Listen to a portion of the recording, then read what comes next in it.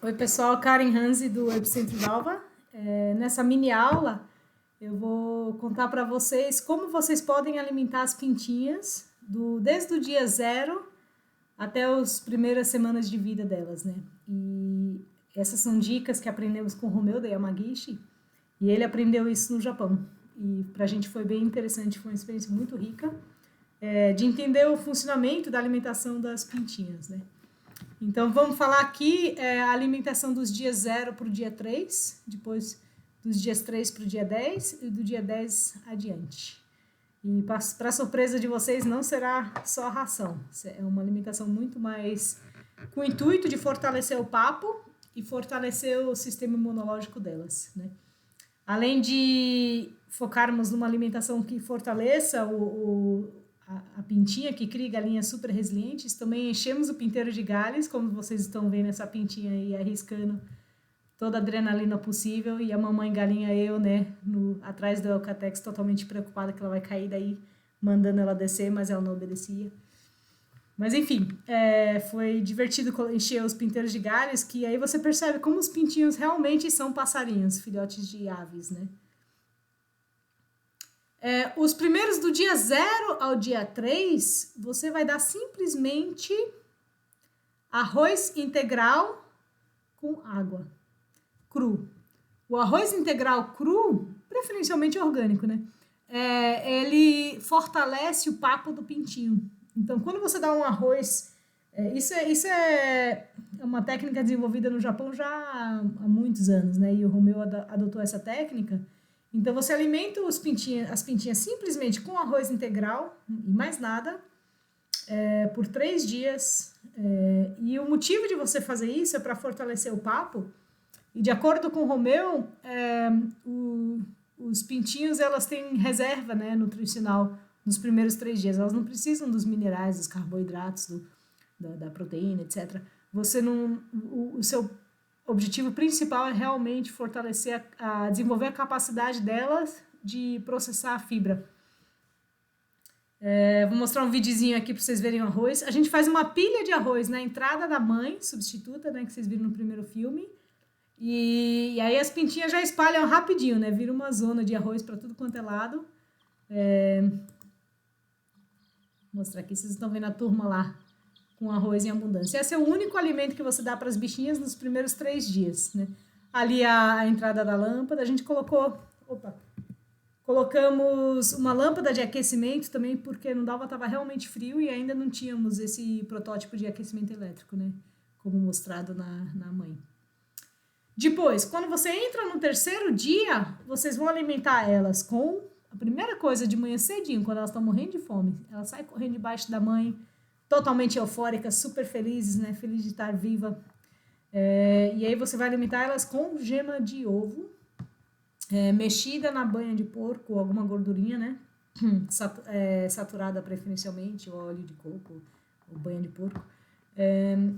Com o intuito de você chegar no 10º dia de uma gema por pintinho. O motivo de você dar a gema de ovo, preferencialmente de uma galinha velha, né? E o objetivo de fazer isso é para fortalecer o sistema imunológico delas. Então, a gema de ovo tem toda a carga imunológica de uma galinha, principalmente velha, né? Que tem mais carga. E aí os pintinhos já recebem essa carga imune e já vão criando uma reserva de anticorpos para criar uma resistência a doenças. E elas recebem isso das galinhas do local, preferencialmente suas galinhas, mas se não der, galinhas de outras pessoas também resolve. E aí, para 250 pintinhas, começamos com umas 15 gemas no primeiro dia. E no 10º dia chegamos a 45 gemas por dia. Então, todo dia você vai dando um X número de gema de ovo. Quando você coloca a gema, você verifica que elas comam tudo dentro de 2 horas.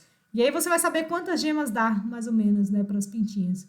Porque se você dá demais, começa a sobrar gema. Se dá pouco, elas comem em 10, 15, 20 minutos, né? Então, você vai saber a quantia de gemas, mas para te dar uma noção, 15 para 250 no começo é bom.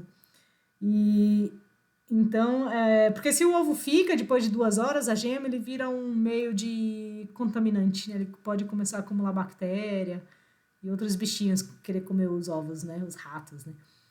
E também vocês vão fazer muito merengue, porque vai ter muita clara de ovo para os humanos. Depois que você dá a gema de ovo, vocês vão dar o capim fibroso e a ração, né, inicial.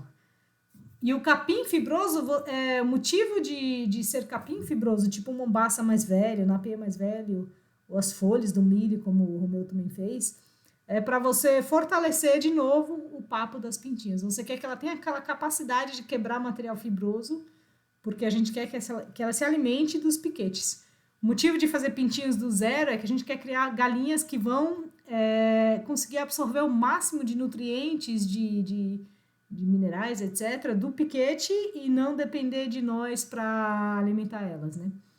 Então, procurem capim fibroso, corta bem fininho. E o único problema desse processo é que você tem que fazer muitas vezes na mão, porque você tem que cortar do tamanho do biquinho dela, e aí o triturador às vezes corta muito grosso e elas não conseguem comer.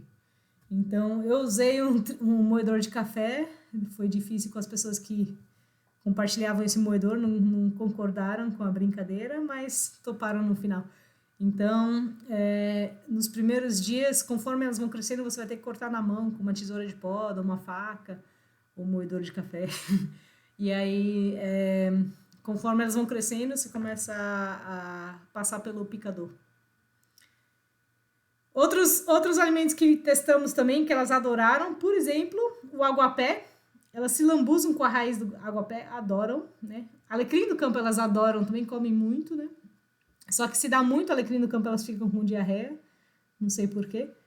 Frutas, sementes de capim, cana. Esqueci de colocar a banana também, a folha de banana, o caule, elas não conseguem comer muito. Mas a folha da banana elas comem. E aqui é um videozinho delas comendo o aguapé. Comendo a raiz. Elas não comem tanta folha, mas elas deixam a raiz totalmente rapada. Olha ali uma bicana folha. É isso aí. Muito obrigada, gente.